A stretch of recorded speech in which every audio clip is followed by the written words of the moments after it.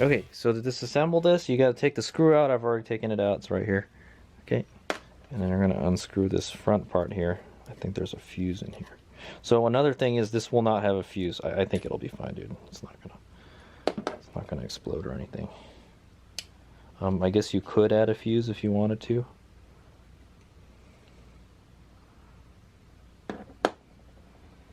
And then you can figure out which wire is what by looking at this. Okay, so that's our positive wire. The one in the center is positive. So what I'm gonna do is I'm just gonna kind of mark it.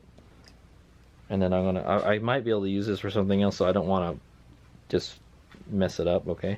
So I'm gonna mark it, all right? So I know which one is which. So this is the positive, and then the negative is connected to the sides, all right? So the positive is probably this one right here, okay? And I'm gonna kind of mark it as we go along here, so I don't get lost.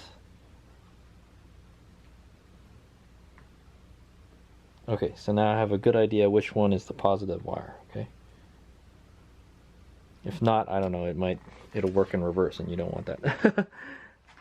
Okay, so now what I'm gonna do is I'm gonna put it back together because I may be able to use this for another project. You know how he's a Mega Man, he'll reuse stuff, okay? This is a good connector right here. Don't want to waste it.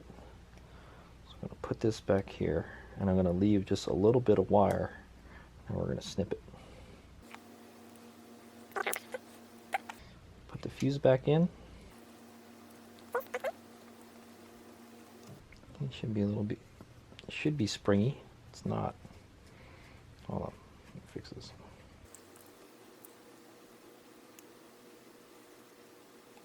Okay, well, it's a little springy. Alright, so that's our positive wire. I'm gonna want to cut maybe this much, so maybe we can reuse this later. I'm gonna cut this right here. Okay. Point of no return. Alright, I'm going to want to take this apart a little bit. Just remember that's our positive. What I'm going to want to do is maybe mark it a little more.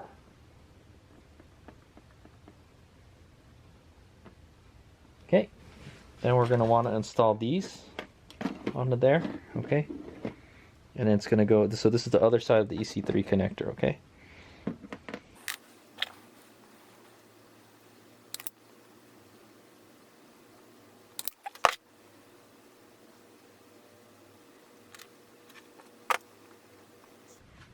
Alright, and I'm just going to speed up the rest of the video. I'm just going to solder it all together, alright?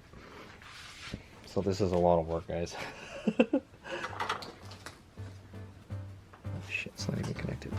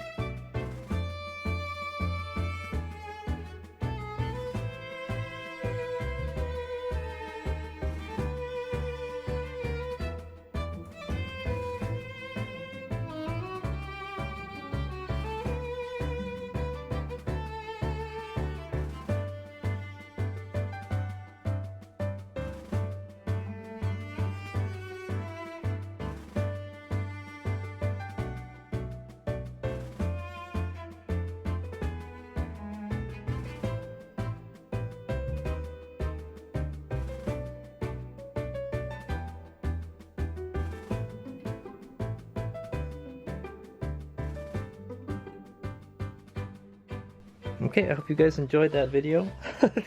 Okay, there you go. Actually, you know one thing we could have done? Oh, I didn't think about it. It's already too late, but we could have shortened the wires, okay? This is like way too much wire. This is for like a car, okay? This would be enough to pump up a car. If I was to do this again, I would connect it to the bike, all right, or put it to where it was on the bike, okay, and then I would just measure out how much I need to make it to each wheel, okay, and then the longest distance from, it's in the middle of the bike, it's pretty much the same for both the front and back, and then just shorten the wire a whole lot, because this is a lot of extra wire right here that we're not going to use, okay. Unfortunately. But I guess what we can do is we can figure out how much we need, and that, or I can shorten it. I can like cut it and then resolder it back on. So yeah, what a pain in the ass, man. But this is nice. It has a little gauge on it too. So all right, so let's go see if it works. All right. Hopefully I did the good job. Yeah. Yeah, let's see if it actually works. Okay, so that wire should be hot all the time. I should be able to plug this in whenever. All right, so the wire is a little thin, so you definitely don't want to pull on the wire, or else the wires will just rip right out. Okay, so you definitely want to plug it in using the connectors. Okay. Oops! Wow, that broke really easy. Okay, but that's why I put this shrink wrap on here, so you got something to grip on. All right, so we're gonna plug it in. Whoa, it's on already. Okay, that kind of freaked me out a little bit, but there you go. The light works. All right, there's a little light on it, and it looks like air is coming out of it. Okay, so we're gonna go on. Yeah, let's go see if it works. We gotta go test it out. So I'm kind of like kicking myself in the butt for like not shortening this cable, because we definitely don't need all this extra cable, guys. All right. So yeah, definitely, like you could inflate somebody else's tire with this. All right, so here's the hose right here. Go do the thing right here. I'm gonna do it from another side. All right, it's supposed to be 33 psi, right? Well, let's just add a couple psi to it. All right.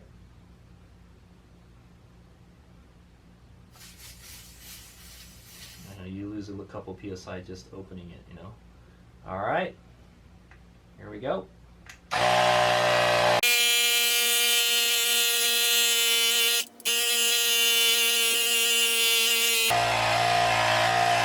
Okay, the gauge isn't like super accurate, but you definitely want to have more psi than what your target psi is, because when you unscrew it, you're gonna lose some air already. So I'm probably gonna have to check that with another gauge, but yeah, that should be good enough. All right. Whoop, whoop, whoop, okay. All right, so, and then what we can do is we can figure out how much wire we need to get to the thing. So probably about that much is about how much we're going to need. All right, to get there. So so I'm going to wrap the rest up. So I want to do the front also. Okay, so now we're going to check how far it needs to be to get to the front of the bike. All right, not a very long bike, guys. Okay, so that's the front of the bike. Probably want to make it able to run to the front of the tire.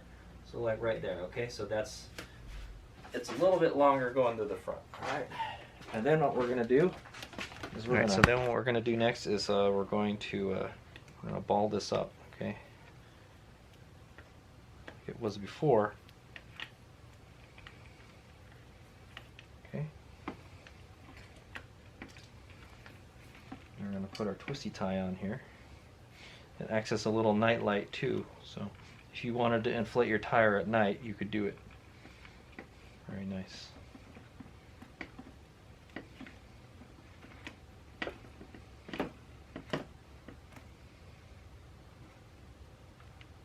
Okay, and then so we got enough to get to the back here. All right, double check if we got enough to get to the front.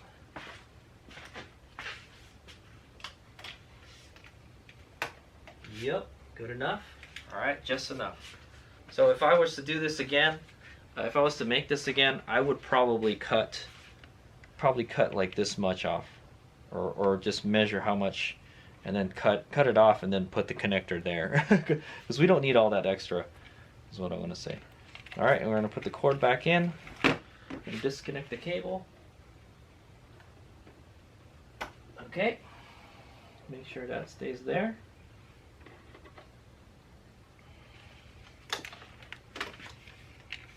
Okay, and I'm gonna ball this up. So now we know how much we need. It's always going to be the perfect length when I take it out. Okay. Okay, so putting it back in the pouch. Got some tire plugs here. Slip that on the side there. I think Hopefully we won't need all 5 of them. Who's gonna say? What I might want to do is put a fresher one. This one looks like it's seen some miles. Okay, and then I got the rubber cement back here. Probably put the rubber cement. Yeah, just put the rubber cement right there. Okay. And then there's the tool. Okay. Tool for applying it. This is a combo tool. Pretty nice. It reams it and it has an applicator. Okay. Stick it in there. Good stuff. If you guys haven't seen, if you guys don't know how to plug a tubeless motorcycle tire, I have a video on how to do that. I will put that at the end of the description of the video. Okay, so there you go. So there you go. That's my little kit right there. Awesome. And then we're gonna put this in here. Okay. Perfect. Look at that. Or maybe something like that. Okay, it does kind of take up a lot of space. I do use this for doing deliveries, and I do need the space, but I would rather have, this, if I can find a smaller one that could fit in the little storage dealie, that would be even better. Okay, but yeah, I think this is okay. All right, so this is going to be like that. What I could do is maybe I can get a Velcro and then put it right here and stick it right there, so that way it's always in the same place. Okay, it's not a big deal. You can just put it anywhere. It'll be in there, but it'll probably be moving around all over the place. So just make sure there's nothing that'll break in there. Okay, it's not a dual sport bike or anything. It's not gonna get destroyed. Okay, there's a couple other things that we can do with this. All right, and I will show you. Okay, so there's another use that you can use this for, is to jump the bike. If it's low on power and you need to jump it, all I need to do is carry one of these guys. Okay, this is a 3S LiPo battery. Okay, for like a quadcopter is what you could use it for. Okay, but you can also use it to jump a bike. All right, because it's roughly like 14 volts or something. All right, and then all you gotta do is plug it in. Okay, and then that should allow you to jump the bike if the battery is dead. Okay, I don't really know what it's doing right now. So okay, so there's that, and then there's another thing you can do with it. Okay, another use you can have for it, you can use this connector for now, is I can use it to charge my battery if the battery gets low. Okay, so here I've got a EC3 connector connected to my Odyssey battery charger. Okay, and I'm just going to plug it in. Okay, and it should start doing its thing.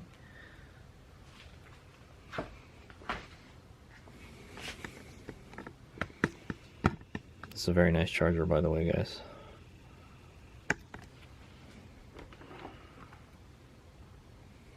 It should be fully charged. So it's testing the battery right now.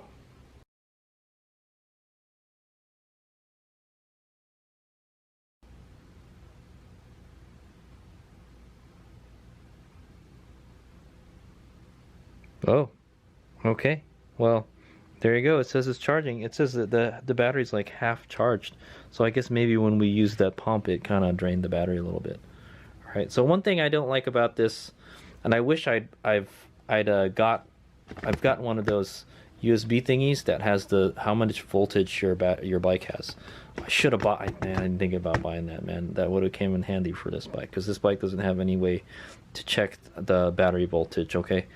But now we do. Okay, so we've got that connector right there. Okay, so we can all we have to do is connect a multimeter to it, and we can tell how much charge we had. But when I checked it, it was 12.6. That should be perfectly fine. Okay, I don't know why it's charging it right now, but that's fine. We'll just let it do its thing, charge the battery, and then that'll be it. All right. All right.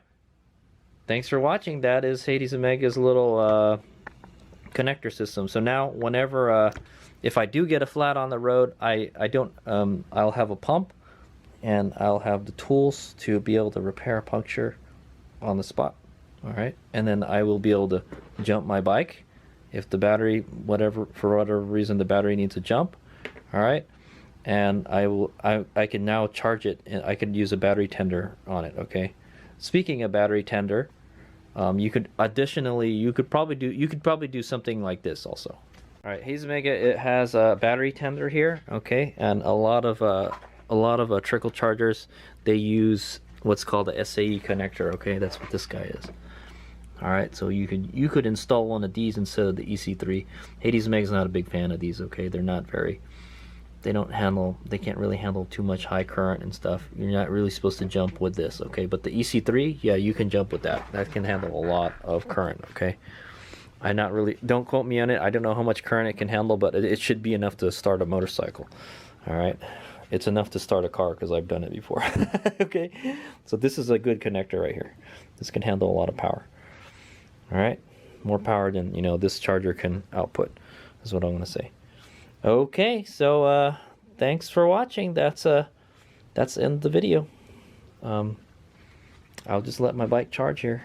So, but yeah, when you're done, just unplug it and just make sure that this is like right here. What I might do is put a zip tie here so this doesn't move, okay. It doesn't move a whole lot.